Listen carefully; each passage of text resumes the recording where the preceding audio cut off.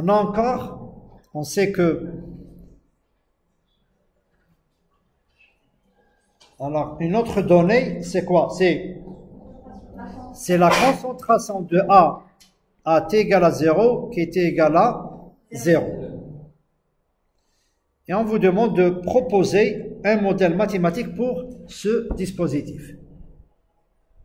Pour commencer, on va commencer par le bilan de matière, d'accord? Parce que là, on n'a pas parlé de température, donc bilan de matière. Nous allons nous contenter du bilan de matière. Première chose à faire, c'est de définir les frontières de ce dispositif. Maintenant, pour le volume, je vous pose la question, est-ce que le volume du réacteur va changer? Voilà, le volume ne va pas changer pour la simple raison, volume ou bien plutôt du mélange réactionnel ne va pas changer pour la simple raison que, pourquoi? Parce que le débit d'entrée est égal au débit de sortie. D'accord? Donc là, on va essayer de voir, on va prendre quelques... Donc là, la première chose, c'est que nous avons un seul constituant. Allez-y.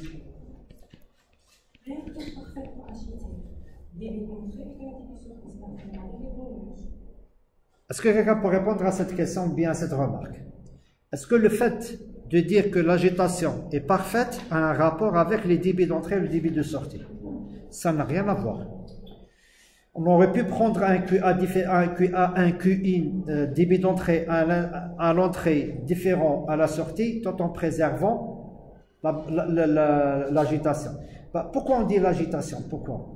C'est juste pour simplifier le problème. Sinon, si on vous dit que voilà, il n'y a pas d'agitation, donc là le problème sera assez compliqué. Et on n'aurait plus à travailler avec des équations différentielles ordinaires, mais on va travailler avec des équations dans l'espace, où la variation est dans l'espace et dans le temps. Quand on dit parfaitement agité, toutes les variations spatiales vont devenir égales à 0, comme je l'ai expliqué. Le fait d'avoir de l'agitation va permettre d'avoir un produit homogène, bien une solution homogène. Et si elle est homogène, il n'y a pas de variation dans l'espace. Il n'y a que la variation temporelle. Et ça facilite énormément les choses. Parce que sinon, ce seraient des équations aux dérivées partielles. Est-ce que c'est clair? Donc, dire débit d'entrée égal à débit de sortie a un rapport avec l'agitation? Non. L'agitation, c'est une chose. Entrée et sortie, c'est autre chose. On aurait pu avoir quelque chose bien agité avec une entrée différente de la sortie. D'accord? Alors, on va essayer d'écrire le bilan global. Donc là, pour le bilan global, s'il vous plaît, vous voyez bien que ce qui entre égale à ce qui sort.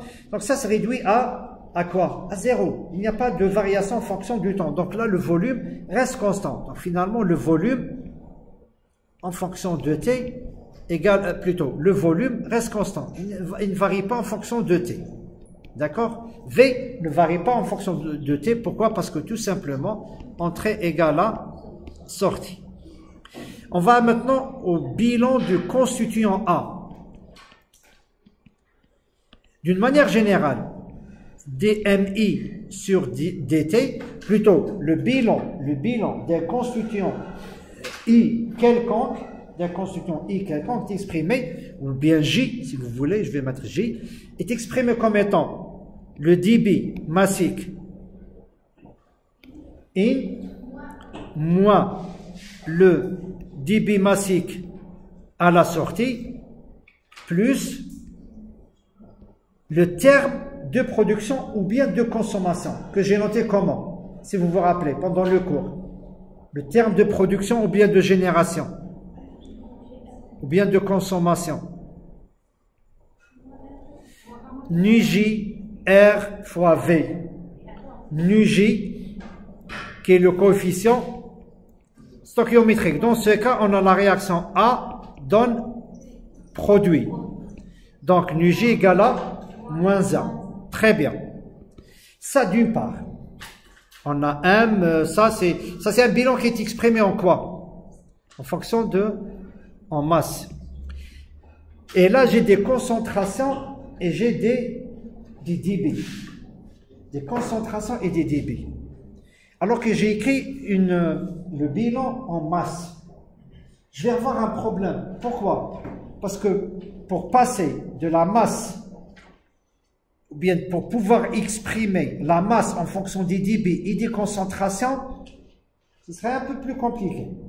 D'accord? Est-ce que je peux écrire ce bilan autrement? Ben oui, je peux l'écrire autrement. On va faire appel à quoi? Au nombre de moles. D'accord? Au nombre de moles.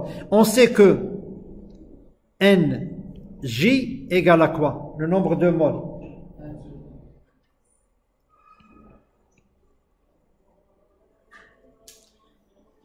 Le nombre de moles est égal à quoi? Est égal à la masse sur la masse molaire. Et est-ce que la masse molaire ici, elle varie? Non, elle est constante. D'accord? Donc là, qu'est-ce qu'on peut écrire? Qu'est-ce qu'on peut écrire? Que finalement, ça c'est le débit massique, je vais l'écrire en débit molaire. Et j'ai le droit de l'écrire en débit molaire parce que là, je l'écris pour un constituant et la masse molaire ne change pas. Donc je peux écrire finalement que dNJ sur dt égale à quoi? N.J in moins N.J out moins, parce que là, le coefficient stoichiométrique moins R. R, on a dit que, voilà, autre chose. On va laisser R fois V. D'accord? On va prendre, on va dupliquer. Alors, je vais effacer.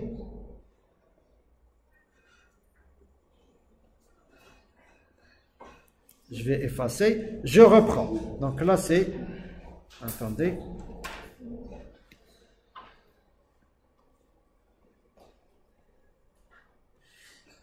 Je vais reprendre. Alors, c'est dNA sur dt égale NA in moins NA out. R, on a dit que, d'après l'énoncé, la réaction est de premier ordre par rapport à A. Donc, R égale à K fois CA. Moins K fois CA fois V. Donc, tout ça, c'est R.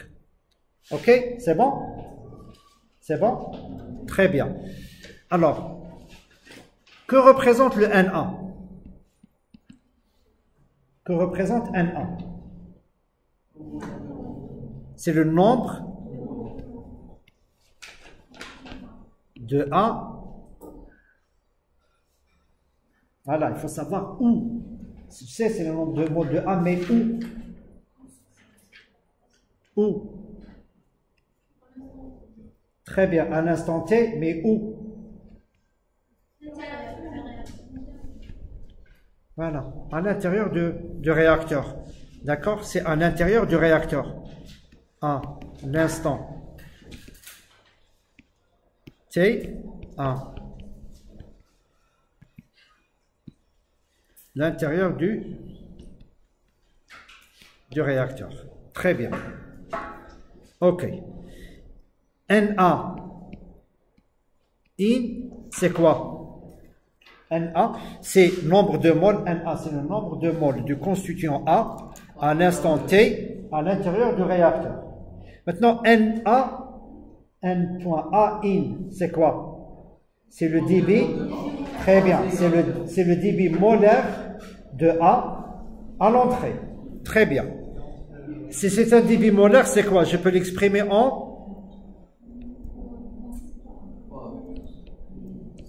Est-ce que je peux l'exprimer autrement? Est-ce que je peux l'exprimer autrement? Sachant que à l'entrée, j'avais un débit d'entrée, les unités de débit, c'est quoi? Et concentration, c'est quoi? C'est D. Donc vous voyez, pour avoir le mol par minute, il suffit de mettre le produit.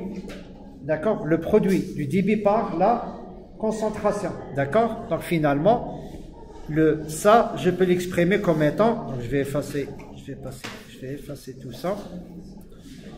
C'est quoi? C'est Q point in fois C0.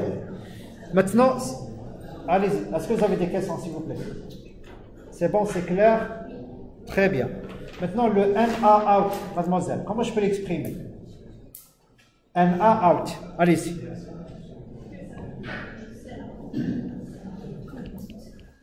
Allez-y. Oui, je sais que c'est... Non, pas le nombre de moles, c'est le débit molaire. C'est le débit molaire de A à la sortie. On est d'accord. Je peux l'exprimer de la même manière. De la même manière. C'est le débit à la sortie. Voilà, de la même manière. Fois CA out. Alors, ce CA out, on va reprendre. Il y a un point très important. Ce CA out. Et là, mademoiselle, l'agitation, c'est là où intervient l'agitation. Puisque c'est parfaitement agité. C'est la même remarque que l'exercice numéro 2. La concentration. La concentration CA out, que j'ai noté CA out. C'est quelle concentration?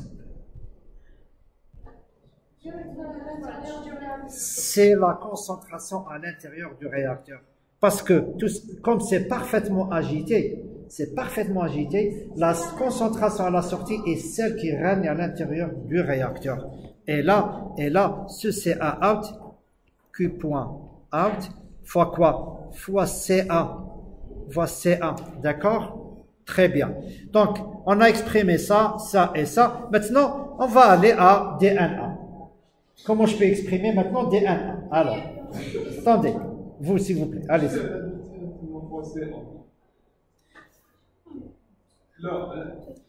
Non, écoutez, laissez-le. Il a le droit de poser la question. Allez-y. Ça m'intéresse. Avant de me poser la question, posez les questions. Alors, poser la question. Alors, pourquoi CA? Alors, regardez. Oui. Très bien. Oui, pourquoi CA du réacteur? Pourquoi CA du réacteur? Parce que pour la simple raison. Vous avez, on va dire, un récipient. Un récipient. D'accord? Avec de l'eau chaude. Et la température, s'il vous plaît. Et la température, on va dire qu'il y a de l'agitation, c'est homogène. Vous avez la température qui est homogène, c'est-à-dire dans n'importe quel réservoir de ce récipient, on a à n'importe quel point on a la même température. Je fais un trou dans ce récipient. D'accord? Je fais un trou dans ce récipient. La sortie d'eau, l'eau qui va sortir va avoir une température. Elle aura quelle température cette eau?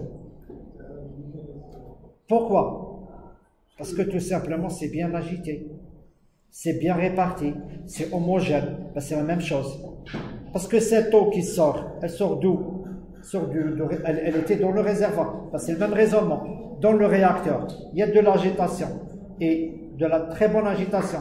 Notre solution est homogène. Tant qu'à la sortie, ce liquide ou bien cette solution qui sort du réacteur, elle aura les mêmes propriétés que celle qui se trouve dans le réacteur. C'est pour ça qu'on a écrit CA. CA out égale à CA. C'est bon? Très bien. Maintenant, vous allez me dire, alors on a maintenant DNA. Comment je peux exprimer NA à l'intérieur du réservoir maintenant? Comment je peux l'exprimer? Là, il s'agit de NA point. NA in point, NA out point, NA point out et NA point, plutôt N point A out et N point A in.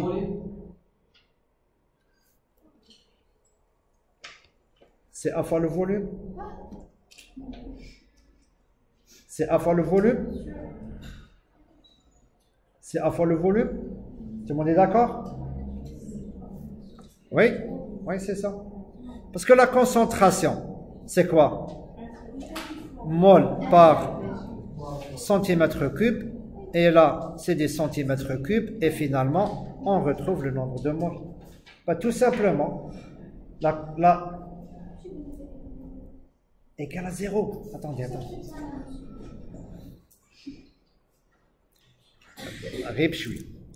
Que représente NA, s'il vous plaît? Allez-y. Non, laissez. Que représente... De quoi?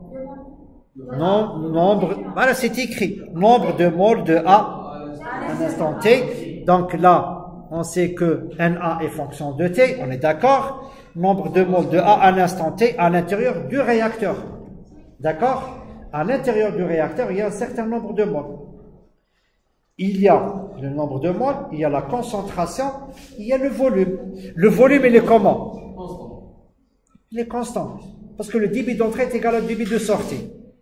Vous avez l'habitude d'écrire que la concentration C n'est autre que le nombre de moles sur le volume. Et le nombre de moles, je peux l'exprimer par le produit de la concentration fois le volume. Est-ce que c'est clair? C'est bon? Très bien. Maintenant, alors, je vais reprendre cette diapo et je vais effacer tout ça. Je vais effacer tout ça et je commence par remplacer. Donc, NA, je l'ai exprimé. Je reprends s'il vous plaît. Si vous avez des questions, vous les posez. N'hésitez pas à poser des questions, s'il vous plaît. Si vous n'avez pas compris quelque chose, vous le dites. Pas la peine d'avancer alors que vous n'avez pas compris. Donc, NA, je l'ai écrit comme étant CA fois V. Maintenant, je vous pose la question. Est-ce que NA est fonction du temps? Oui. Donc, quelque part, c'est soit CA est fonction du temps, soit V est fonction du temps, soit les deux qui sont fonction du temps. V est égal à constante. Donc là, on fait... Voilà. Très bien. Très bien. NA.in, on l'a exprimé comme étant... C'est 0.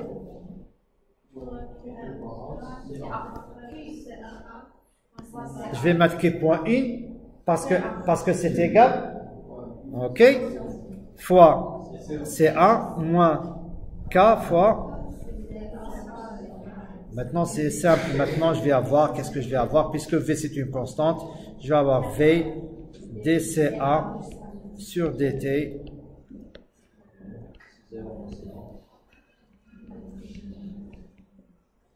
Alors là, je vais... Allez-y.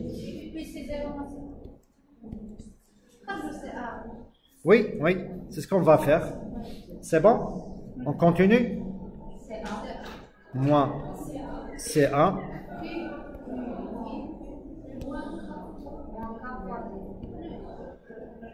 Oui, plus, elle a raison. Oui, elle a raison, plus. D'accord? Alors, si je simplifie...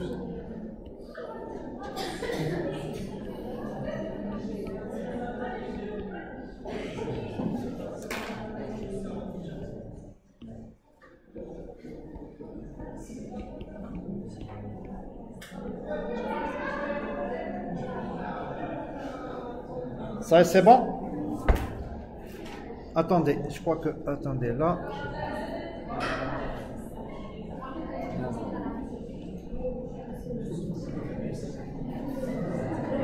C'est bon? Est-ce que c'est clair, s'il vous plaît?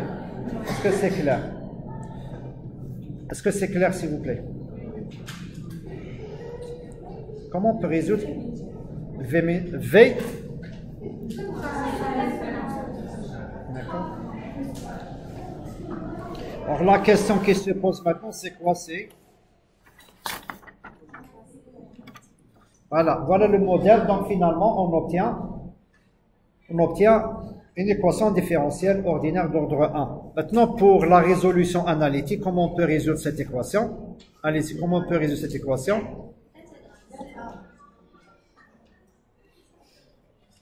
Ok.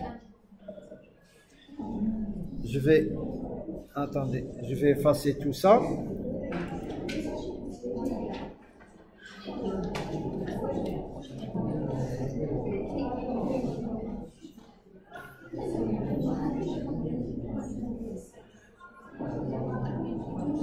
s'il vous plaît, s'il vous plaît. Je peux passer, s'il vous plaît. Je peux écrire cette équation comme suit. Je peux écrire cette équation comme suit. Ben, ce sera dx sur dt, s'il vous plaît, égale à... Je vais noter ça par A, parce que Qin c'est une constante, C0 c'est une constante, V c'est une constante. Donc là, je vais écrire A moins, là la même chose. Bx. Ça c'est bon? C'est bon? Je vais effacer tout ça. Comment je peux intégrer ça? Ben, tout simplement, je l'écris sous la forme suivante. Dx sur A moins Bx. Alors, pour être... Voilà, je vais mettre un grand X comme ça. Même chose ici. Je vais mettre un dx comme ça. Alors, dt. Là, si je fais comme ça, là sur fois moins b sur moins b. D'accord? Donc là, qu'est-ce qu'on va avoir? On aura moins 1 sur b, l'intégrale de moins b dx sur a moins bx de dt. Et là, je vais avoir ln de a moins bx égale moins b, l'intégrale, ou bien, attendez,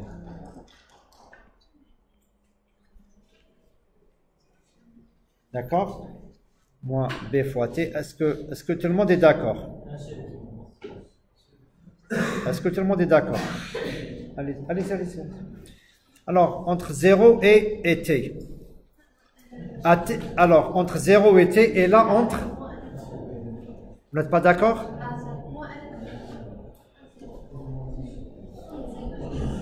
Oui, allez-y. C'est quoi votre question? Tiens, oui. Ça, c'est bon? Mademoiselle, oui, vous n'êtes pas d'accord? Allez-y, قولي لي شنو le problème. Pardon? Non, c'est une intégrale définie. Je suis en train de définir les bornes. Je suis en train de définir les bornes, voilà. C'est entre 0 et t. Pour t, c'est entre 0 et un t quelconque. Maintenant, pour x, les bornes... Très bien. Pourquoi 0? Pourquoi? Parce que on a, au début, voilà, à t égale à 0, on avait la concentration qui était égale à 0. Maintenant, x. Alors là, qu'est-ce qu'on va avoir? ln de a moins bx moins ln de a égale à moins b fois t. D'accord? Et là, je vais avoir ln de a moins bx sur a égale à moins b fois t. Donc, a moins bx sur a égale exponentielle moins b fois t. Et là, je peux écrire que x égale à quoi?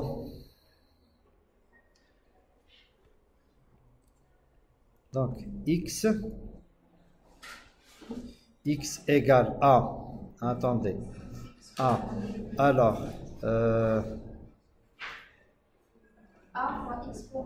alors, ce sera a moins, ou bien a, attendez, a fois 1 moins exponentielle moins b fois t sur b. Est-ce que vous êtes d'accord? Est-ce que vous êtes d'accord?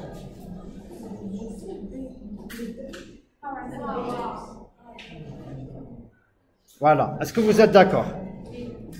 C'est bon? Donc c'est A moins. Donc si je remplace... Maintenant, attendez.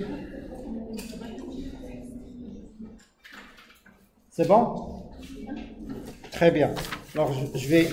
Alors comment... Alors... je vais reprendre, je vais effacer tout ça.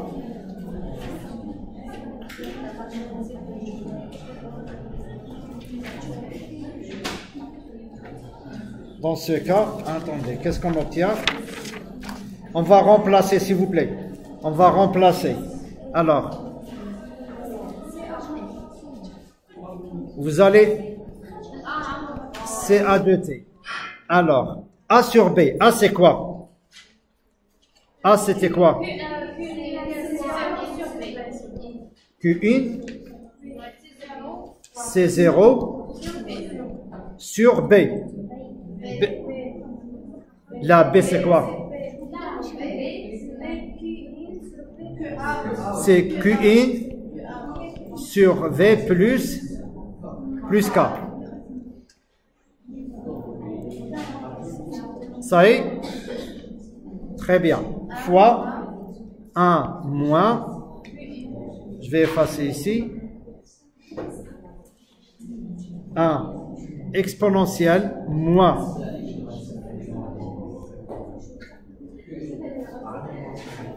Q1 point sur V plus K fois T. Et voilà, est-ce qu'on a, c'est bon, c'est ça. Et voilà l'expression. Et voilà l'expression de CA, s'il vous plaît. L'expression de CA. Bon, maintenant, si on peut vérifier, s'il vous plaît. On peut vérifier que CA0 égale bien à 0. Donc là, si je remplace par T égale à 0, qu'est-ce que je vais avoir? 1 moins 1, 0. Et voilà, on retrouve la condition initiale. D'accord? C'est bon, s'il vous plaît? Maintenant, vous pouvez déterminer. La question, c'était quoi? C'était de tracer la variation de la concentration du constituant A. Donc là, je vais arrêter.